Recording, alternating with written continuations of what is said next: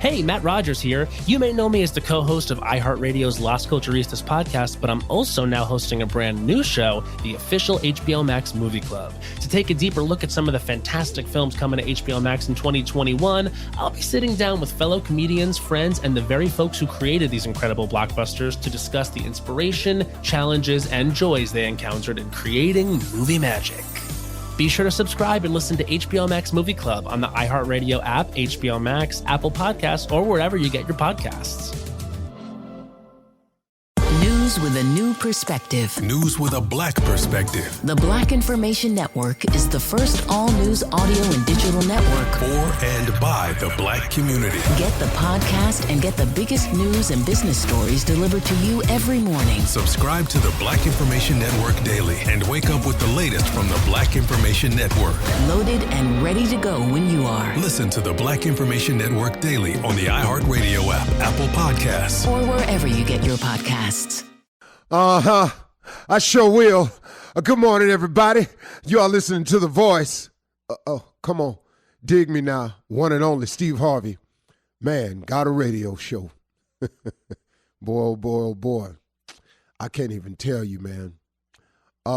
I've been doing some thinking, and one of the things that I wanted to mention today to you as one of the principles of success, being grateful at all times is difficult to do. Being grateful at all times is very difficult to do.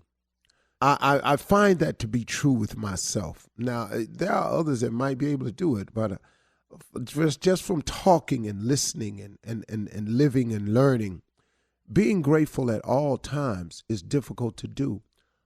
But it's necessary because it's such an act of faith in knowing that no matter what's going on, it's going to be all right.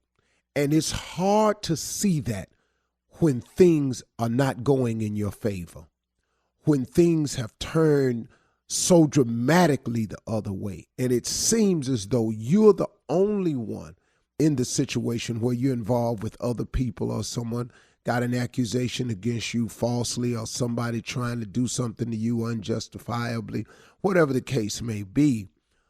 When it's happening to you, it does appear to you that, oh my goodness, man, this is horribly one-sided. So it is difficult. It is hard to do, to be grateful at all times, but it's so necessary. And I just want to point out a couple of things to you.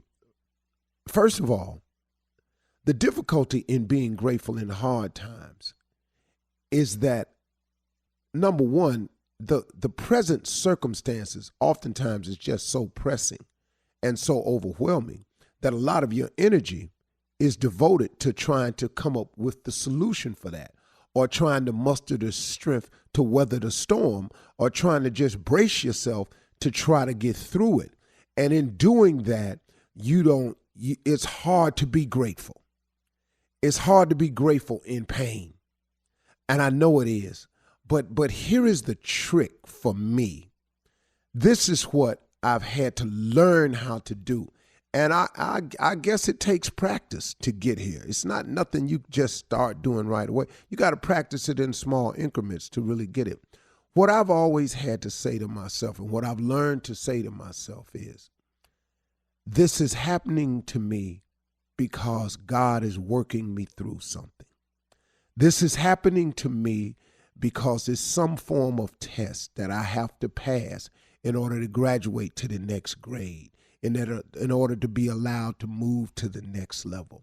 This is happening to me because there's something I need to purge my life of, my body of, my spirit of. Something's purging in me. And when you purge something, it's painful. You know, it's like a person getting off drugs. The withdrawal is agonizing, I've been told. And every documentary I've ever watched, it's an agonizing process to go cold turkey, to withdraw, to pull away after you've been doing something so long. And so I know that this process is tough when you're going through some pain. But when you're purging your system, when you're having to pass a test, when you're about to when you're being made ready for the next level, that moment right in there, in realizing that that's what's happening, that's where you find the gratitude. That's where I found the gratitude. I hope I'm explaining this correctly. I'm going to keep trying until I get it. But that's where you find the gratitude. The second part of it is that God has never left me. In all the things I've done, in all the mistakes I've made, all the lies I've told, all the situations I've gotten myself into from being greedy and wanting too much for me, at the expense sometimes of other people, not doing it deliberately or in a vindictive way, because I've never had that spirit. I'm not a vindictive or a mean person, but sometimes in my life, in wanting to do what I wanted to do, I didn't totally weigh out the cause and effect of the other person. I mean, can I just be real with you with that? I mean, how many times we done all done that? Look, it don't make you a bad person. You know, good people do bad things all the time. I just happen to have come to the realization that unknowingly and not with malice intent towards a person, I've hurt people looking at something I wanted to do without really looking at what the cause and effect would be on the other person. So in doing some of these things, I've created situations for myself. But God, through his grace and mercy, has allowed me to even get beyond that. So when I'm saying that God has never left me, in spite of myself, he's always gotten me through. So that's the other part of it too, see, that no matter what you're going through, you've got to understand that God has always gotten you through it. Now, hasn't he? Now, it may not be the way you wanted or the way you liked, but guess what? You can't do wrong and not pay for that now. That's not how this works. That's never going to be the case. But the great thing about God is he fires warning shots at us all the time. He gives us an opportunity to stop. You know, he don't fully punish us right away every time we do something wrong, now does he?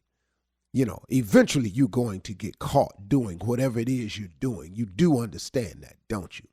But the first time, that close call, that was a warning shot for you to stop. Look, I know you're not perfect. I know we all sinners down here. So I know you're going to make mistakes one time. I know you was looking at her when you wasn't supposed to. I know you said something to him when you wasn't supposed to. I know you got with her when you know you wasn't supposed to. And I know you got with him when you know you wasn't supposed to. So I tell you what I'm going to do. I'm going to fire a warning shot, and maybe you'll slow your roll this time. But we keep on, though. See, that's what happens. See, we just keep on. And then the next thing you know, we get caught. Now, oh, Lord, have mercy. I want out of this. Yeah, well, see, you done dug this hole pretty deep. And he going to get you out. But there's some things that's got to go down now because you didn't pay attention to the warning shot. See, had you stopped the first time you felt bad about it and said you wasn't going to do it no more, the situation wouldn't be as critical. But because we don't stop and we go again, but God always forgives. He always allows us to get back up again. He always gives us mercy.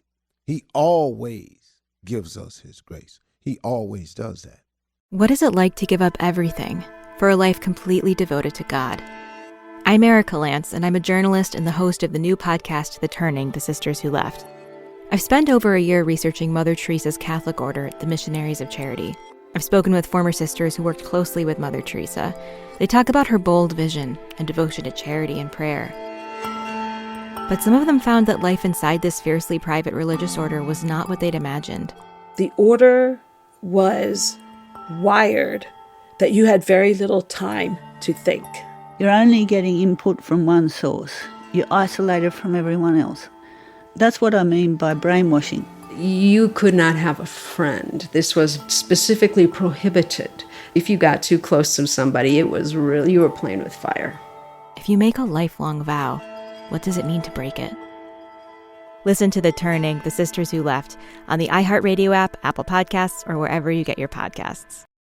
Didn't catch the latest Roland Martin Unfiltered podcast? Here's what you missed. The Republicans are going to call you socialist regardless. Look at what's happening right now with Warnock in Atlanta. Oh my God, scary Warnock. It's real, it's raw, it's Roland Martin Unfiltered. There always are going to brand Democrats as radical, left, socialist. Download the Roland Martin Unfiltered podcast on the iHeartRadio app and listen to Roland Martin's daily commentary on the Black Information Network.